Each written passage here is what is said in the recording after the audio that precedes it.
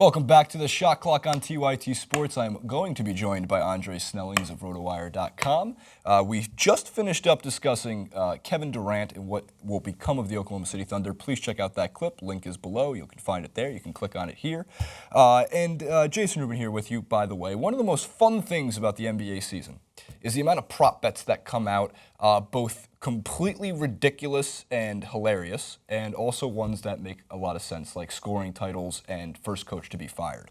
So we're going to go through some of these. Andre is about to join in. Andre, of course, I always ask the question, how are we doing on this Friday?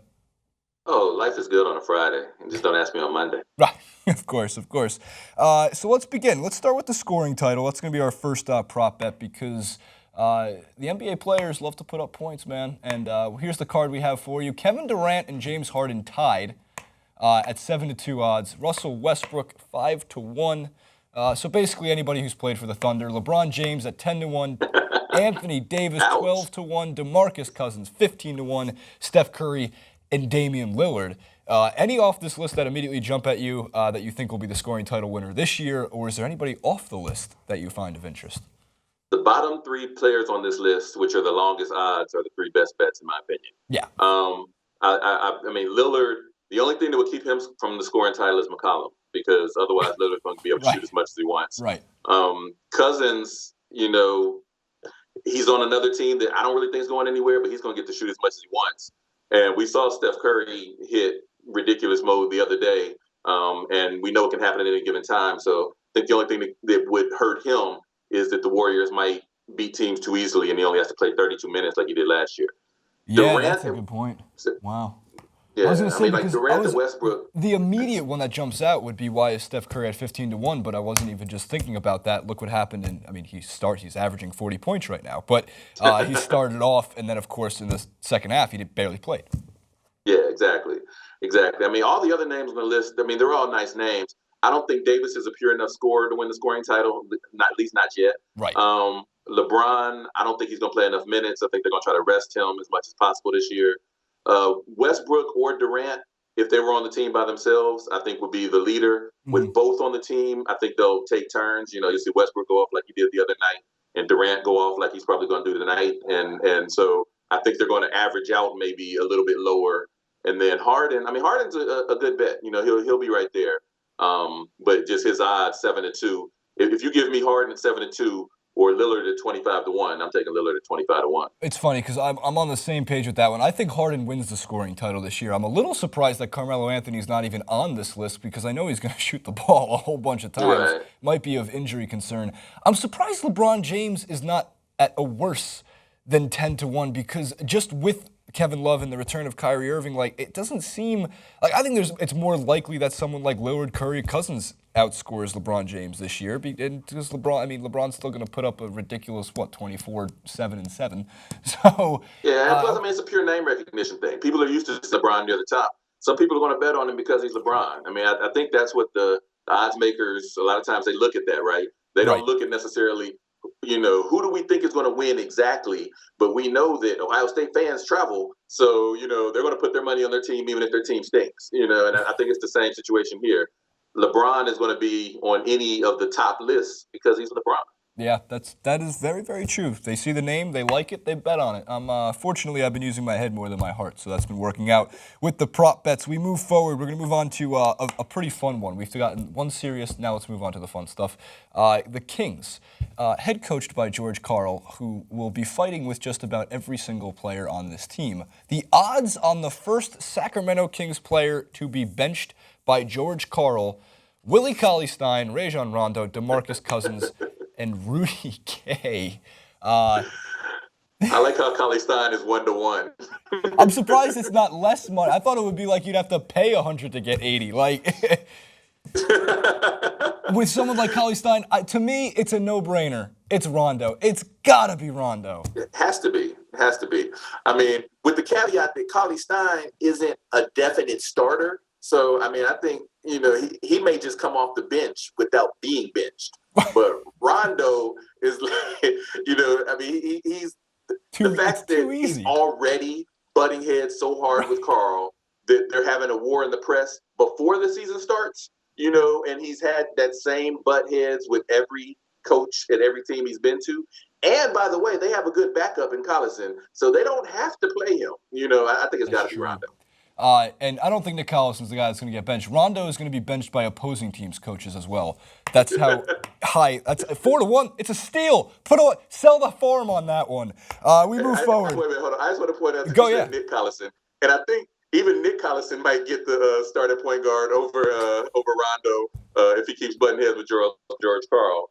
But Darren Collison definitely can. Right. That's true. So we move forward to. Another great one in regards to coaching. This is one that if I was smart last year, this is going to be the odds on first coach to be fired.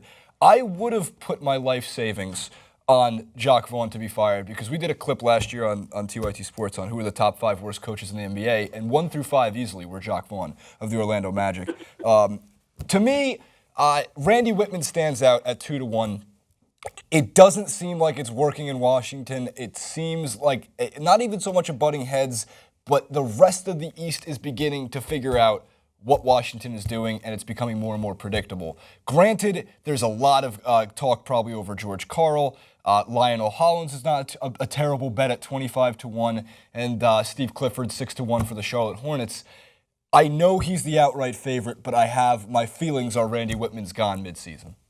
What's funny is in each of the last 2 years I've been on a podcast at the start of the year, and I've picked Randy Whitman as the first coach to be fired both of those 2 years. Third time's the charm. Third time's the charm. I mean, see, we talked about it last week. I have a history watching the Timberwolves. I'm a history as a Kevin Garnett fan. So I went through Randy Whitman's tenure as the head coach in Minnesota. I'm sorry. Yeah, and up until he went to Washington, I want to say he was on like the short list of worst winning percentage of all coaches in NBA history that had played X number of games. I mean, like Whitman had never had success until he came to Washington. And then, I mean, you could argue that was just a talent thing. He still got talented players, though, so they could win enough to keep him safe, which makes, someone like a Byron Scott, if the Lakers keep losing, or a Lionel Hollins in Brooklyn, especially since they have longer odds. Right. That makes them of interest. I don't think the Kings are really going to fire George Karl. And I think the Cavs would have to be really bad for them to fire David Blatt midseason. No, but Scott or Hollins are my dark horses. If you can pick coaches that will definitely not be fired midseason, I think David Blatt would finish that list. Derek Fisher can't be fired from the Knicks because I'm not sure if you've noticed, but his beard is so spectacular on the sideline. For sponsorship opportunity in the city of New York, Derek Fisher will be there for the rest of the season, at the very least. It's the little white patch in the middle. Right, and you notice that. It's a little bit of stress going on with Derek Fisher, I guess, in the city of New York. I don't know if it's the city of New York or if it's because his girlfriend's ex-boyfriend keeps beating him up. Did you see the Pacers fans have no chill screaming Derek Fisher at Matt Barnes last night's game? Oh, love it. That's low. Of course, from the non-Pacers fan, non-Grizzlies supporter perspective, of course, that's a great thing to see. But it just proves that fans across America have no chill whatsoever. And in Toronto, my favorite player allegedly called Honey Nut Cheerios to another man's wife. So Kevin Garnett. And we didn't hear it, but we were told how it happened. When Kevin Garnett went after Carmelo Anthony, who knows what was whispered in his ear, but it caused Carmelo to wait in the parking lot for Kevin Garnett to come out, which never fully happened. But it was rumored to have said that he said to him, Lala, who is Carmelo's wife, she tastes like Honey Nut Cheerios. I mean, I have no filter as far as what's a low blow as far as trash talking goes. You just had the entire production team cracking up in the studio for that one. We're going to move forward to the Rookie of the Year prop bet. We have 2 left to get through, and we're running out of time. So we move forward with Rookie of the Year. Now, this is a tough one, and this is one I know my answer because I'm super biased, and I pick one rookie every year that I fully bandwagon. So Emmanuel Mudiay is not that guy, by the way, but he's going to get a lot of minutes and run the floor for Denver this year, hence why his 4-1 odds. D'Angelo Russell, Jahlil Okafor, Karl Anthony Towns. 2 things stand out about this card that we're looking at right now. This draft was deep, and there's no doubt about it. And of course, also, I go right to the bottom. Justice Winslow ever since he improved from Duke last year and just got better and better and better.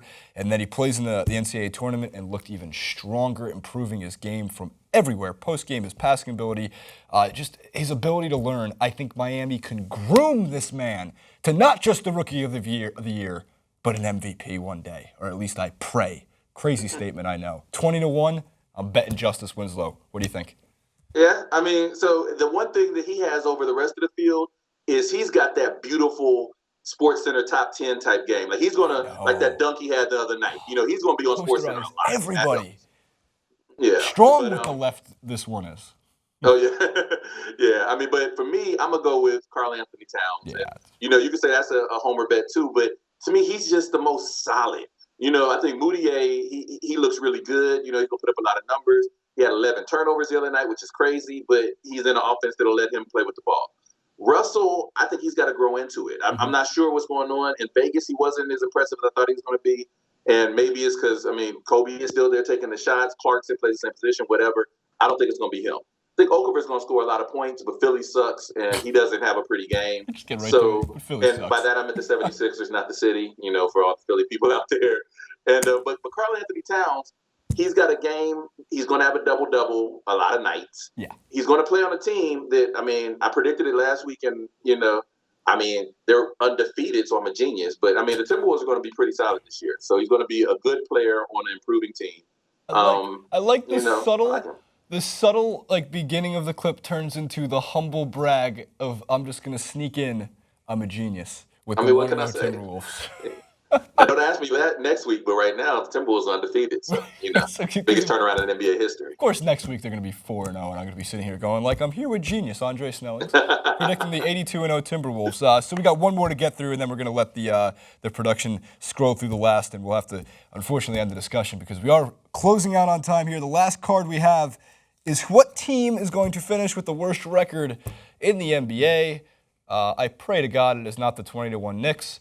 That would be very upsetting to me, and I also hope for your sake it is not the 8-1 Timberwolves. Very rude of this article that we pulled for you over here, Andre. But the 76ers are the easy bet at 2-1.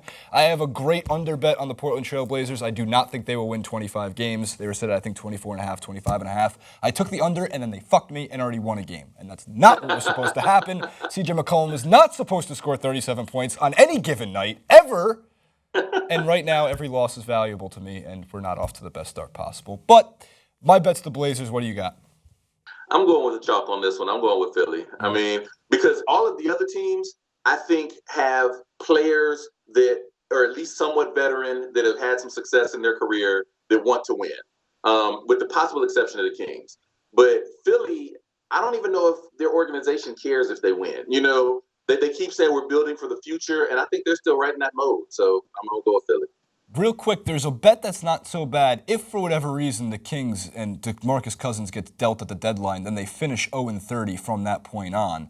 That might be an interesting $5 on 50-1 odds. Yeah, that is in play. That is a play. That is in play. All right, Andre. Those were some of the good and fun prop bets that we have. NBA season underway. I'm out of breath, man. Those are too much fun to do. Make sure to follow Andre at Professor DRZ. You can check him out on RotoWire, Yahoo Sports. If you're around the Michigan area, you'll probably see him at the Palace at Auburn Hills some of these nights, I'm sure. So then, of course, make sure to follow TYT Sports, like, favorite, subscribe. This has been The Shot Clock. I'm part of TYT Sports at JasonRubin91. I don't think I have much more to say. It's Friday. Enjoy the weekend of basketball, everybody. We'll see you next time.